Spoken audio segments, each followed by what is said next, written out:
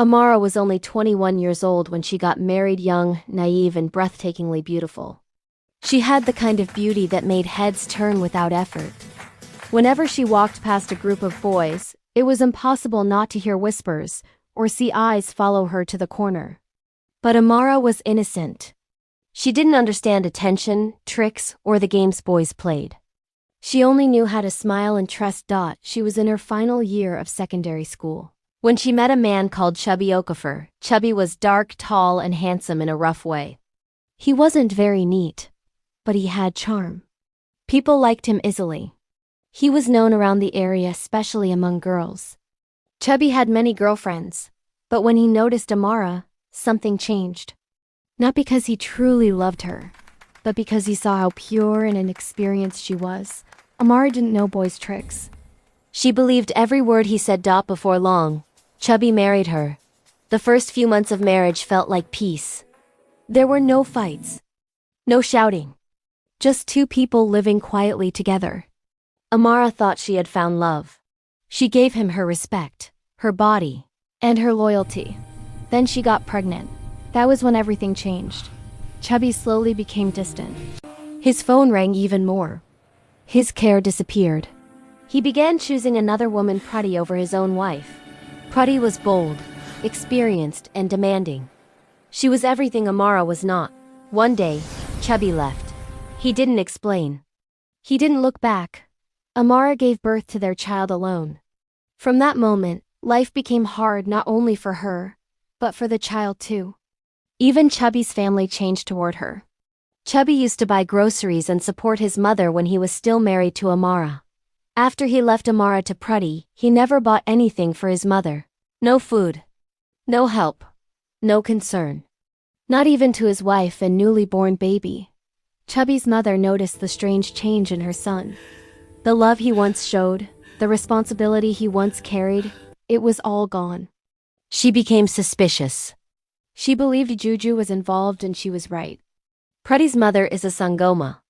She gave her daughter Muthi to put inside Chubby's food, so he can focus on Prati alone and forget others. Determined to save her son, Chubby's mother took him to a powerful church priest. During prayers, the priest revealed everything: his betrayal, his choices, and the consequences of his actions. Chubby broke down. He cried. He regretted leaving Amara.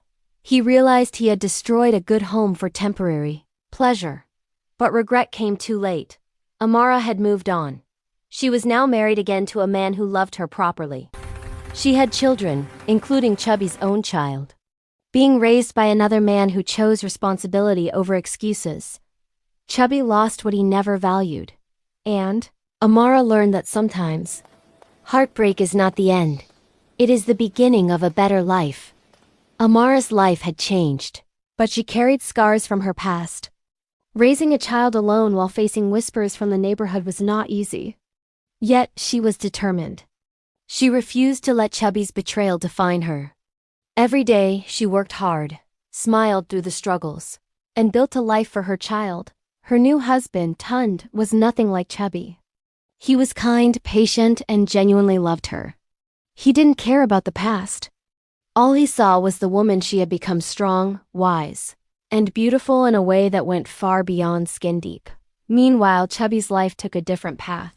He tried to reach out to Amara, sending messages, making calls, hoping for forgiveness.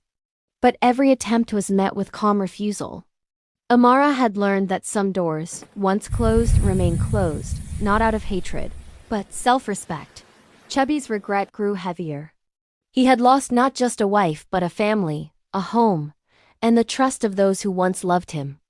Even Prati eventually left him when she realized his heart was fractured and his charm could no longer shield her from the consequences of his choices. Amara, on the other hand, flourished.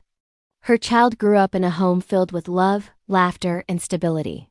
She became a woman known in her community not only for her beauty but for her strength, resilience, and grace. People admired how she turned pain into power. One day, many years later, Chubby saw Amara and her children in the market. She walked past him with a confident smile, her hand holding Tun's arm. Her eyes didn't glimmer with pain or anger, only peace. That moment struck him harder than any punishment, because he finally understood the life he had rejected was the life he had lost forever. And Amara? She finally whispered to herself quietly, softly, I survived. I grew. I rose. And I am free.